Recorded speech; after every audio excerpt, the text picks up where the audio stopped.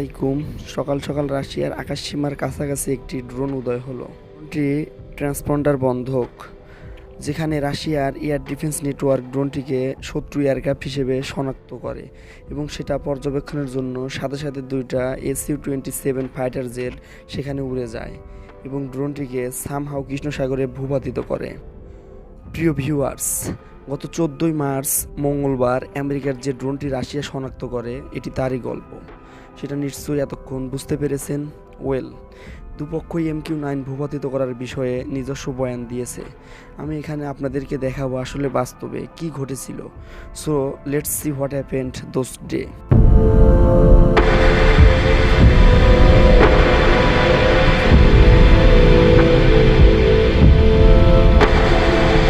স্থানীয় সময় সকাল 7টা ক্রিমিয়ার সেভাস্টোপোলে এয়ার ডিফেন্স নেটওয়ার্কে একটি ড্রোনের আবির্ভাব ঘটে। রাশিয়া যদিও জানে যে ড্রোনটি কার, তবুও তা নিশ্চিত করতে হবে, কারণ ড্রোনটির অবস্থান তখনও আন্তর্জাতিক আকাশ সীমায় আসছিল রাশিয়ার এয়ার স্পেসের দিকে। মস্কো যখন দেখলো সেটি রাশিয়ান বর্ডার থেকে 70-80 কিলোমিটার দূরে, তখন দুটি Su-27 যুদ্ধবিমান উড্ডয়ন করে। দুটি Su-27 ফাইটার জেট আমেরিকার ড্রোনের কাছে গিয়ে সেই এরিয়া ত্যাগ করার সিগন্যাল দেয়, কিন্তু ইউরোপে অবস্থিত কন্ট্রোল স্টেশনে থাকা মার্কিন অপারেটর সেটির তোয়াক্কা না করে ড্রোনটি রাশিয়ার Su-27 ফাইটারের দিকে অগ্রসর করাতে থাকে। এদিকে ড্রোনটির ট্রান্সপন্ডার বন্ধ। ট্রান্সপন্ডার একটি এভিয়েশন ইলেকট্রনিক্স যন্ত্র যা সমস্ত ফাইটার জেটেই যুক্ত থাকে। এই যন্ত্রটি উড়ন্ত বস্তুটির পরিচয়, সেটি কত উচ্চতায় উড্ডয়ন করছে এবং তার চলাচলের রুট কোনটি তা প্রদর্শন করে। এটি বন্ধ থাকলে কোনো এয়ারক্রাফট কন্ট্রোল টাওয়ার সিগন্যালের মাধ্যমে তার কোনো পরিচয় জানতে পারবে না, তেমনি না জানতে পারবে তার ফ্লাইট পাথ সম্পর্কে। আর এইসব তথ্য গোপন রাখার জন্যই আমেরিকা তার ট্রান্সপন্ডার বন্ধ রেখেছিল। ফলে রাশিয়া দুটি ফাইটার জেট পাঠিয়ে নিশ্চিত হয় যে এটি মার্কিন ড্রোন।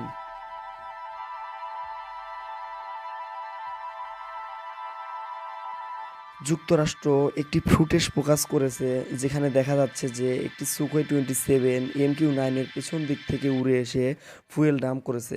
মার্কিন যুক্তরাষ্ট্রের দাবি MQ9 ভাইপার ড্রোনটি রাশিয়া অন্যায়ভাবে ভূপাতিত করেছে। আনুমানিক সকাল 7টা 30 এর ড্রোনটি কৃষ্ণ সাগরে আছড়ে পড়ে। এর আগে প্রায় 50 মিনিট রাশিয়ান ফাইটার জেট ড্রোনটিকে সিগন্যাল পাঠিয়ে সতর্ক করে।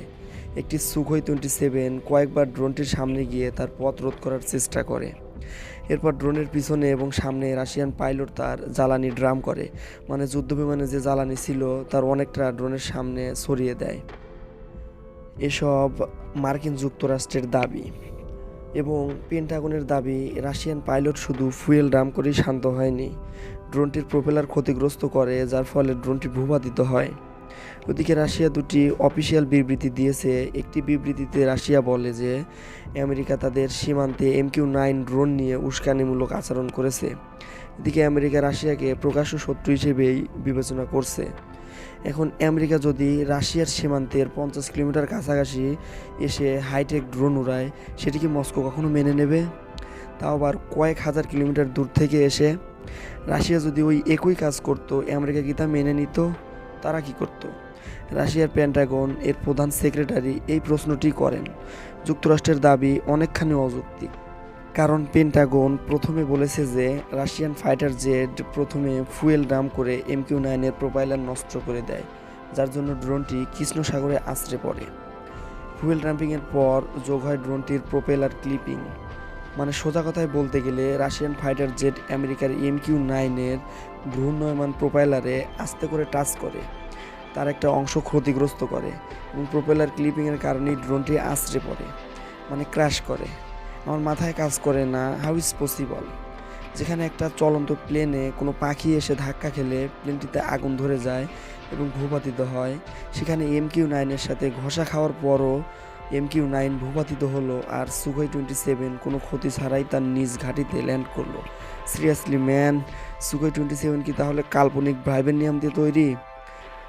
যদিও বলতো MQ9 এর ডানায় Su-27 আস্তে করে হিট করে চলে গিয়েছে, তাহলেও হয়তো মানা যেত, but high speed rotator propelling, how come man?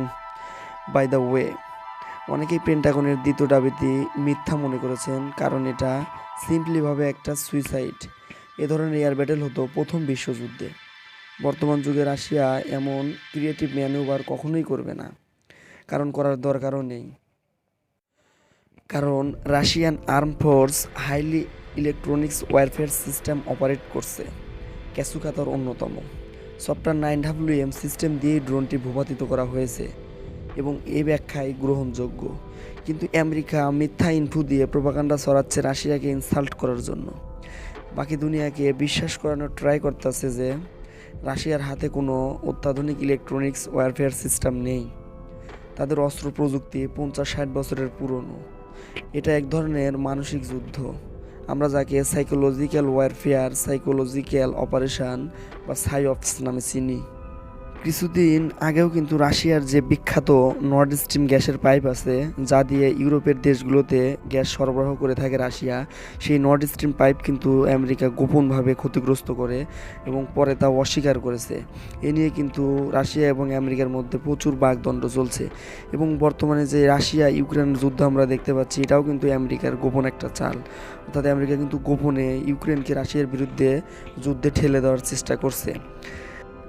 আপাত দৃষ্টিতে যুদ্ধ তাদের মধ্যে হলেও কিন্তু ক্ষতির দিক দিয়ে, অর্থাৎ ক্ষতিগ্রস্ত আমরাই কিন্তু বেশি হচ্ছি।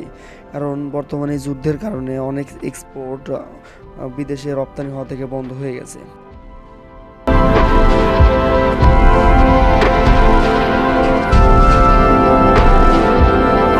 If you love this video, please subscribe my channel.